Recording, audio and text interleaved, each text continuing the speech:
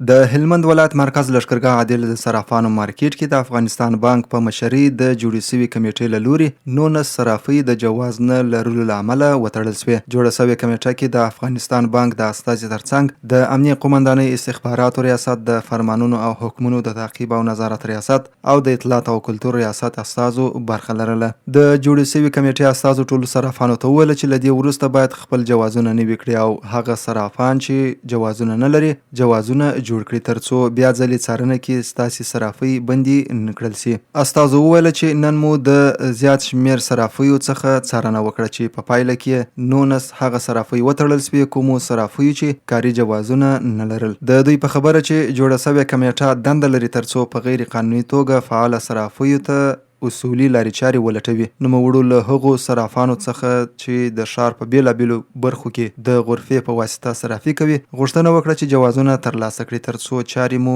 د قوانینو په رڼا کې ترسره سي. د یادونې وړ ده چې یاده کمیټه هڅه کوي ترڅو د صرافیو سیستم د نافذه قوانینو په رڼا کې پلی کړي.